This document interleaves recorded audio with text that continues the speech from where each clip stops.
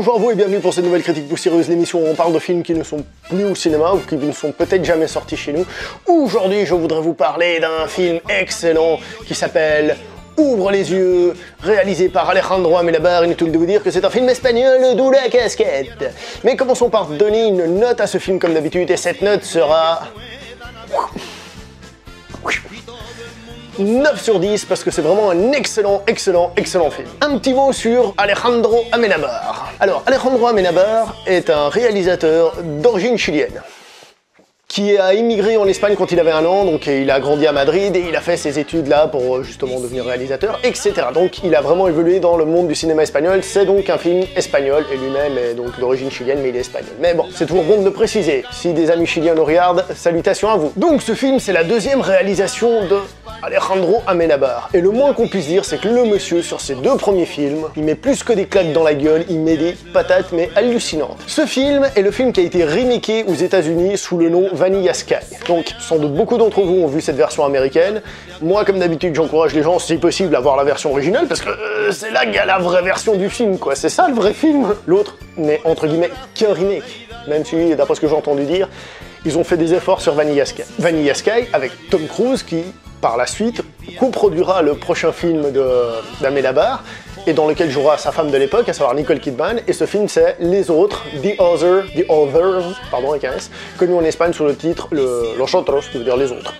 Alors ce film c'est assez rigolo parce que, en fait, au début, à cause de l'affiche et de ce qu'il peut y avoir derrière et tout ça, j'ai cru que ça allait être un film à la Wong Kar-wai, vous voyez, un film lent sur des histoires de relations amoureuses, etc.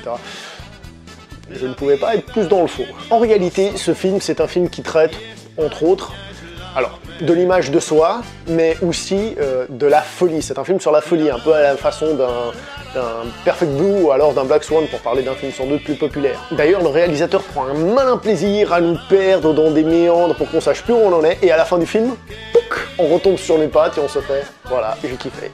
Comme dans tout grand film, et même je dirais tout grand réalisateur, il y a quelqu'un de pointilleux. Si on prend Stanley Kubrick, qui est un peu le stéréotype, c'est des gens pointilleux, dans lesquels les détails de leur film comptent. Et c'est exactement ici. Si vous regardez le film, il est rempli de petits détails qui ont en fait leur importance. Au début, il y a certaines choses qui nous échappent, mais le film est en fait très bien ficelé. Précisons qu'au casting de ce film, nous avons donc Eduardo Noriega, qui avait déjà tourné dans le film précédent, à savoir T6 de Alejandro Amenábar, et que nous avons Penélope Cruz, qui vivra tellement son personnage que dans le remake américain, ils l'ont gardé. Pour faire simple, ce film est considéré comme un des meilleurs du cinéma espagnol. C'est une œuvre magistrale, une œuvre qu'il faut voir absolument. Un petit mot sur la carrière d'Alejandro Amenábar, duquel en fait, je trouve qu'il y a des hauts et des bas.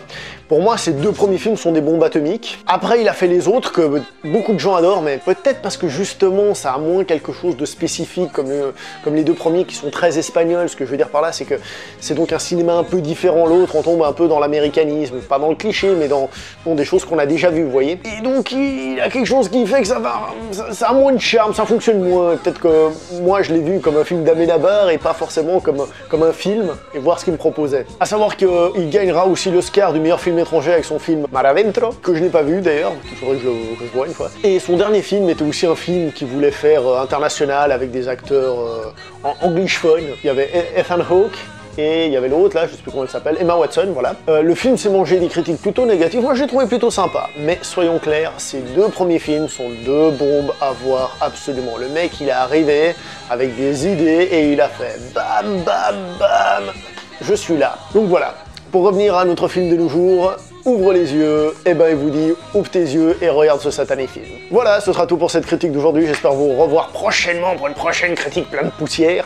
Alors jusque là, portez-vous bien et gardez l'œil ouvert. Oh, elle était bonne celle-là. Oh.